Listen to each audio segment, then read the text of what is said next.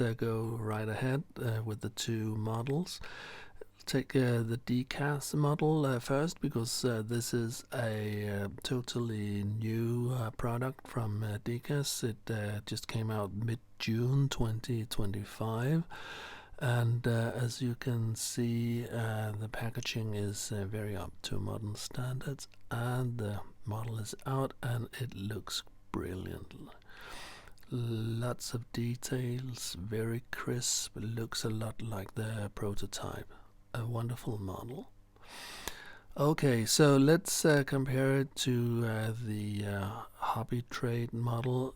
This is of course not a fair comparison at all, because the Hobbytrade model is 15 years old by now. It came out in January 2010, and I got one of the very first models on the market, which also means that it has a few quirks that was later rectified. So when you compare the two models, you'll see that there's a difference in the color scheme, in the sense that the Hobbytrade carriage is more brownish, and that was debated at the time if this was a correct color.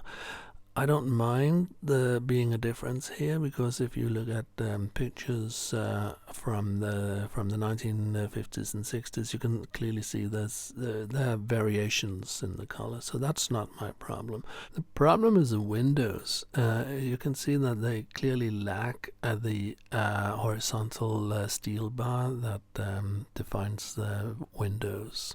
So something has to be done about that at a later stage. Comparing the end walls of the two models, you'll see that they are quite similar. The Dekas model has a rubbery harmonica and spring-loaded buffers. The Hobbytrade model does not. The bogies were constructed on a wooden beam. You can see that clearly on the Dekas model, not on the Hobbytrade. And here the handles next to the door, one is just metal and one is maroon. Both are actually correct. You could see both in old pictures. The same goes for the colors of the harmonicas. You would see a variety of colors there. You can see the Hobbytrade model has old sprocket wheels, and that is prototypical as well. You would see both back then. Goes for the vents on the roof over the toilet and the conductor's compartment. You can see the differences, and that is prototypical as well. The older versions of the CL had older versions of vents, and the later had more modern ones. Here you can see that there is a difference in where the battery boxes are placed under the carriages, and that is again prototypical, because they are two different generations of prototypes. Back to the roof, you can see there's a slight difference in the way that the vents are made, and I think here the point goes to Dekas. I think their model of Kirk vents are more accurate. And here comes another point to the Dekas model. It is much more detailed on the undercarriage. Actually, I bought two copies of the two versions of the Dekas model. You can see there's a difference in the roof. One has a silvery color that was introduced in 1956, and I must say I like the variation. And here's an area where both models actually get minus points. There's a tendency for details to come off when you handle the models. Here are some springs on the Dekas bogie, but worse is that the steps under the doors tend to break off. That goes for both models.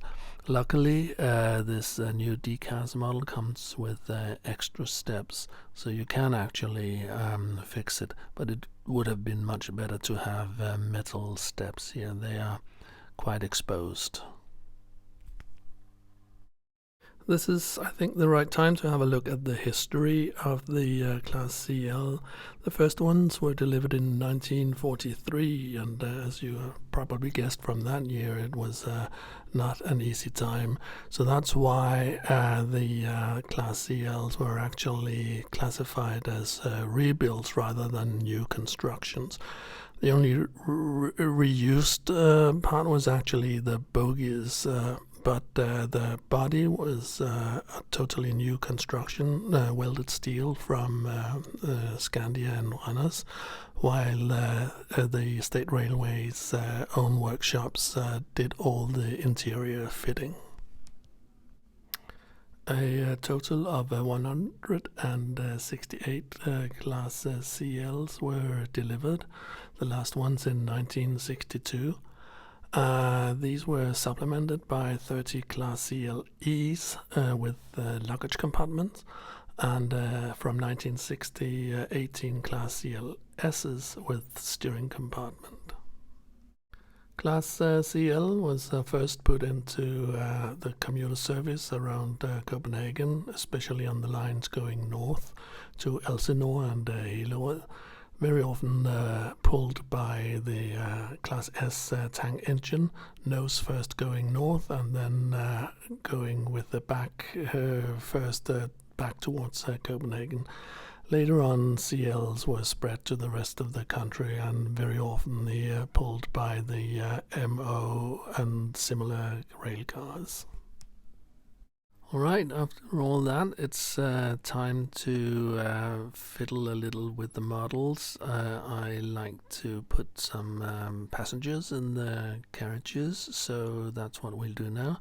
First we'll open the Hobbytrade model, and that is done like this. The roof basically comes off. There's some small pins in there, and you just have to locate them and gently take the roof off the body like this. Here goes. So with the roof off, we can have a look inside, and you can see that the 5 seats across gave these carriages a quite high population density. Time to have a look at the Dekas model. Its construction is a bit different. Here we have to lift the undercarriage out from the main body. I removed the bogies here, maybe not strictly necessary, but I didn't want to fiddle with them at during the process. Here we have some small taps on the inside of the main body, and again I will use some toothpicks to loosen them. And after wiggling a little, you're able to lift the whole undercarriage out of the body shell.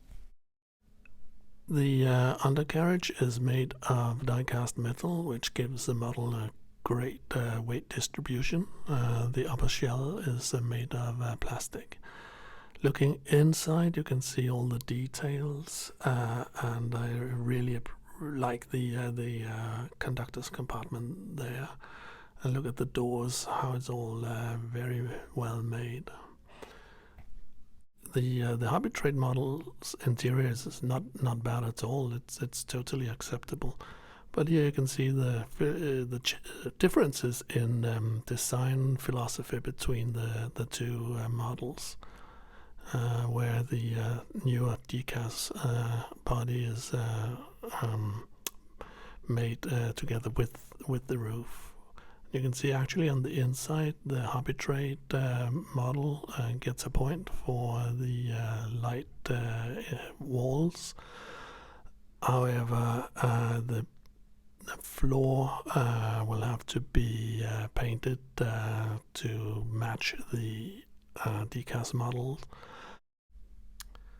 I like to put passengers in my rolling stock, so here I have a bunch of these quite cheap Chinese made passenger figures. the sculpts are a total rip-off of Preiser. I don't know if there's a court case going there. There should be.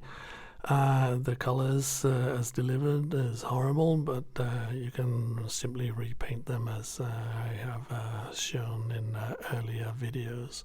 Now it's time to do something about the steps, and luckily we can use the Dekas spare steps here.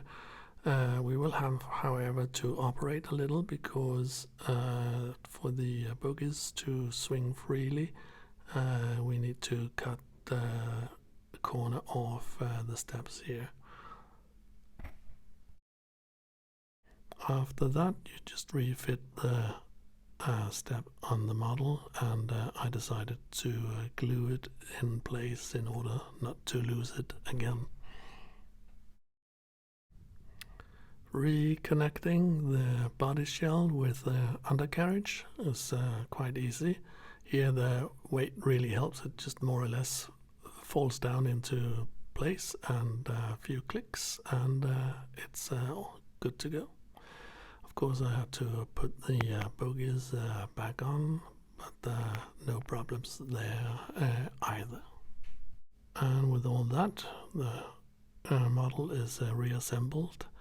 The Hobbytrade model is equally easy to reassemble.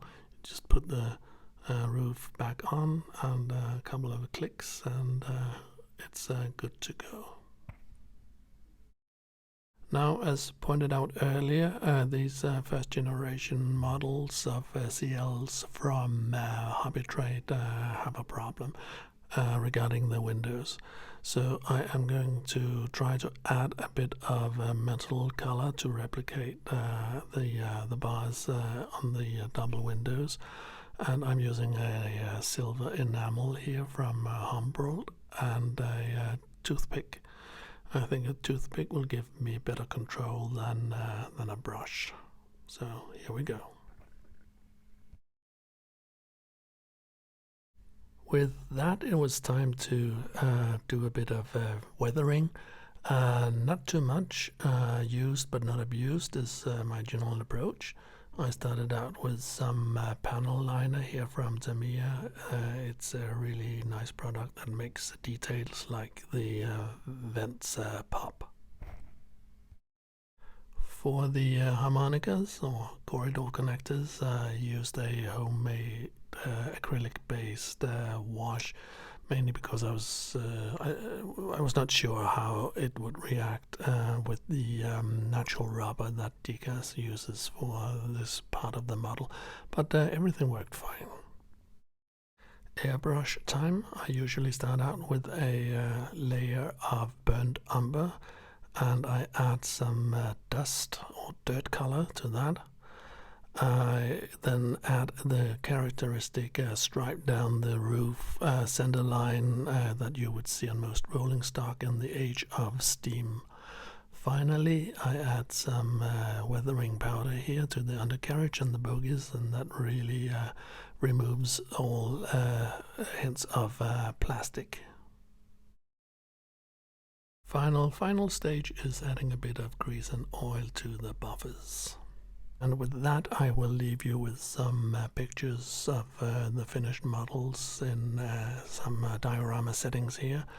If you like what you saw, please consider giving the video a like, leave a comment, subscribe, hit the bell button, help the channel grow. And roll music.